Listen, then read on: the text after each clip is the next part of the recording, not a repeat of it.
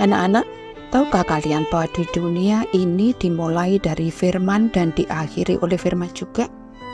Masa sih, Ma? Kayaknya sangat berlebihan. Coba pikir, waktu kamu mulai makan butuh apa? Ya pasti harus ada makanan di meja. Terus, dari mana bahannya dipakai untuk masak? Dimulai dari adanya tanaman atau binatang yang akan dimasak. Oh iya, binatang terjadi karena Allah berfirman di hari kelima, tumbuhan di hari ketiga. Jadi, kita nggak bisa abaikan firman. Selanjutnya, ada konfirmasi dari firman yang jadi manusia bahwa langit dan bumi akan berlalu, namun perkataan Tuhan tetap kekal selamanya.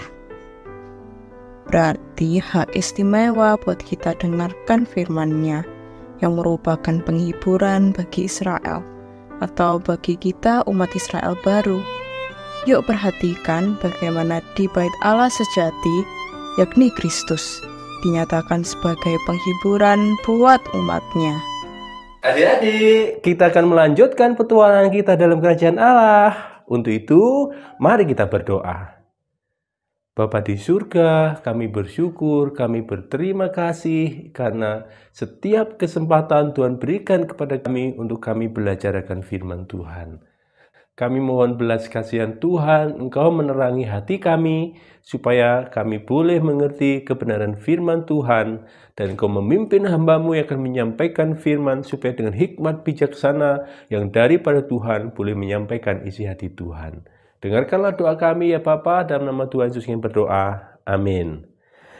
Adik-adik, tentu kalian tahu bahwa Yusuf dan Maria adalah orang-orang yang sungguh-sungguh mentaati hukum Taurat. Terlihat ketika mereka mempunyai anak sulung, yaitu Tuhan Yesus, mereka menyerahkan anak sulung itu kepada Allah sesuai dengan hukum Taurat. Jadi, untuk menyerahkan anak mereka, mereka harus pergi kemana adik-adik? Mereka harus pergi ke bait suci. Sedangkan bait suci hanya ada di Yerusalem. Sehingga mereka pergi ke Yerusalem. Adik-adik, tahukah kalian di Yerusalem ada seorang yang bernama Simeon? Siapakah dia? Simeon adalah orang yang benar, orang yang saleh. Orang yang benar, apakah itu artinya bahwa Simeon tidak berdosa? Bukan adik-adik. Yang dimaksud dengan orang yang benar ini adalah benar di depan orang. Artinya adalah Simeon ini mempunyai kesaksian hidup yang baik yang menjadi teladan bagi banyak orang. Sedangkan apakah arti kata saleh? Arti kata saleh adalah bahwa Simeon itu belajar firman Tuhan dengan sungguh-sungguh, dengan mendetil, bukan hanya untuk dimengerti sehingga mereka tahu banyak. Bukan, tetapi Simeon ingin melakukan apa yang dia tahu dari kebenaran firman Tuhan itu.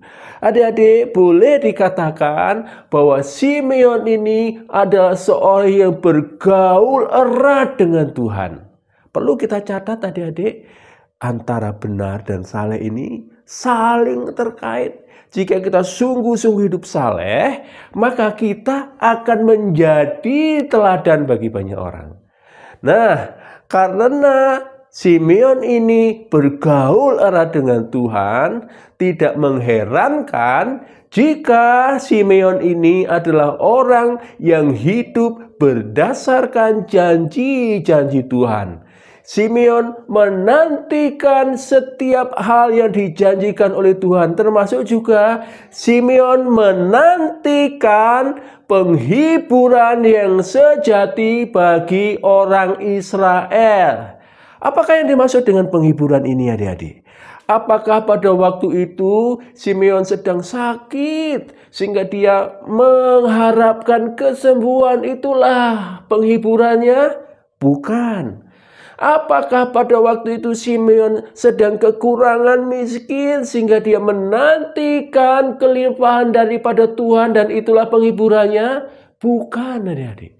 Oh, Simeon sudah tua, dia sudah lemah, dia ingin tetap melayani Tuhan, dia membutuhkan kekuatan, dia menantikan kekuatan yang daripada Tuhan. Itukah penghiburannya? Bukan, adik-adik.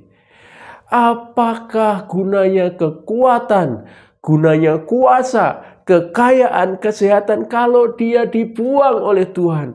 Jadi bukan itu yang menjadi penghiburan bagi Simeon. Yang menjadi penghiburan bagi Simeon adalah kedatangan Sang Mesias, Sang Penebus itu.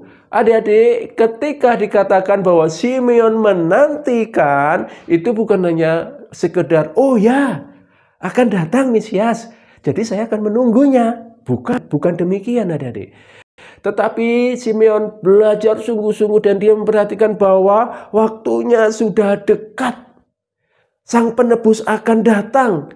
Dia menanti dengan penuh harap supaya segera bertemu dengan Sang Penebus itu. Itulah yang dimaksud dengan menantikan. Bukannya sekedar ya menanti dan santai-santai. Tidak.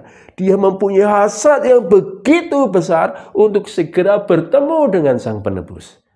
Mengapakah Simeon bisa mempunyai hidup yang sedemikian? Mempunyai kesalehan, keteladanan hidup dan mempunyai iman yang menantikan penghiburan?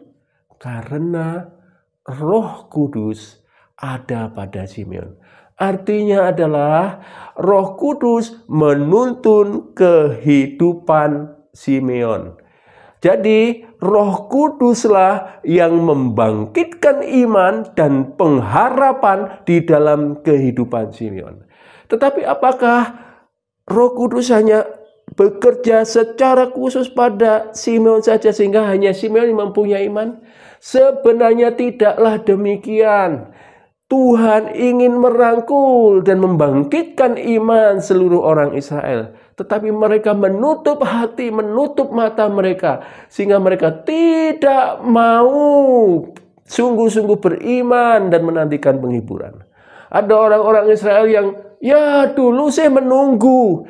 Tapi sudah beratus tahun ternyata tidak datang juga. Jadi untuk apa berharap kepada penghibur itu?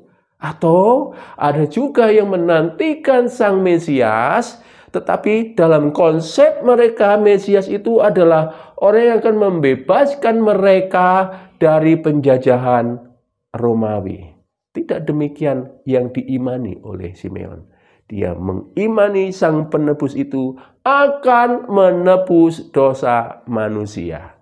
Adik-adik, roh itu juga adalah roh nubuat.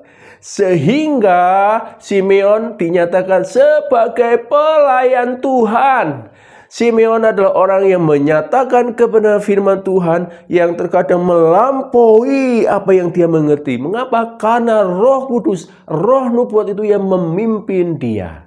Nah, suatu hari Simeon dipimpin oleh Roh Kudus untuk pergi ke Bait Suci. Mengapa? Roh Kudus menyatakan bahwa dia akan melihat Sang Penebus di sana. Simeon mentaati pimpinan Roh Kudus, kemudian dia pergi ke Bait Suci. Di saat itulah Yusuf dan Maria datang menggendong Tuhan Yesus. Demi melihat bayi Tuhan Yesus, Simeon kemudian melihat, oh inilah yang dimaksud oleh Tuhan dengan Sang Penebus itu. Simeon mendekati Yusuf dan Maria, meminta untuk menggendong anak itu. Dan ketika menggendong anak itu, Simeon sangat bersuka cita dan memuji Tuhan. Dia mengatakan kepada Tuhan, Tuhan, sekarang izinkan saya pergi dengan damai. Karena saya telah melihat keselamatan yang Tuhan sediakan. Keselamatan bagi segala bangsa. Segala bangsa akan melihat terang di dalam anak ini. Dan kemuliaan bagi umatmu Israel. Adik-adik, mengapakah Simeon mengatakan mau pergi? Pergi kemana? Artinya adalah Simeon akan dengan tenang menghadapi hari kematiannya. Dia telah siap untuk berjumpa dengan Bapa di surga. Mengapa? Karena dia telah melihat keselamatan yang akan dikerjakan dengan tuntas oleh bayi yang sedang dia gendong itu. Dan dia merasa tenang, bisa merasa aman, karena dia akan pergi ke sana dengan selamat oleh karena pertolongan bayi itu. Adik-adik, untuk sementara waktu Simeon akan diam, akan mati. Tetapi dia yakin nanti akan bangkit untuk melayani Tuhan di dalam kekekalan. Adik-adik, Simeon mengatakan dengan jelas bahwa keselamatan itu bukan hanya untuk orang Israel, tapi untuk segala bangsa, sehingga bangsa-bangsa yang hidup di dalam gelap boleh melihat terang kebenaran firman Tuhan oleh pertolongan dari anak itu. Dan orang Israel yang sejati akan sungguh-sungguh mempermuliakan Tuhan.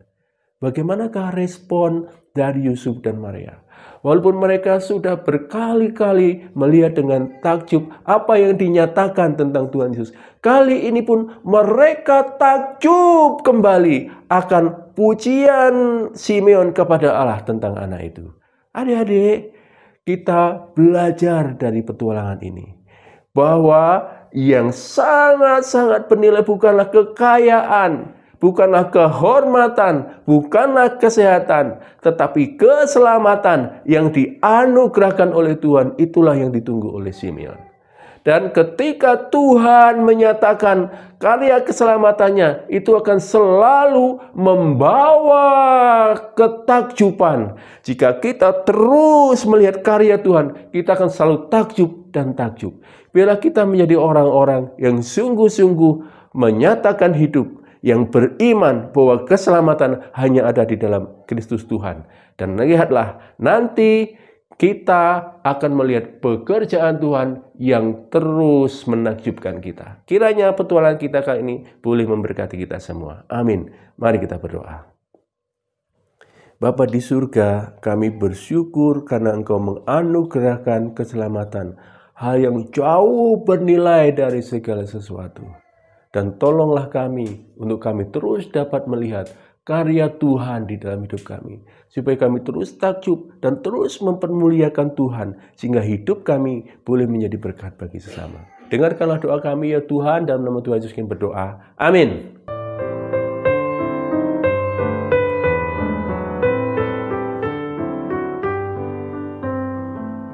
Keila baru saja bermain di sungai. Kali ini airnya kering, walau bukan musim kemarau. Itu berarti sungai mengosongkan airnya kembali ke laut, sumber mula-mula air itu.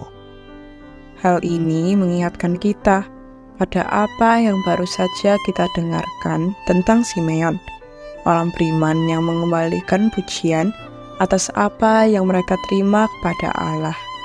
Sahabat BDKA sama seperti Simeon yang mengembalikan pujian karena hidup dalam perjanjiannya. Berarti kita bersama-sama menantikan penghiburan berdasarkan penggenapan janji Tuhan yang terdapat dalam sabdanya. Besok, anak-anak persiapkan untuk melanjutkan petualangan kita berikutnya, yakni Injil Lukas 2 ayat 34-35. Bye-bye.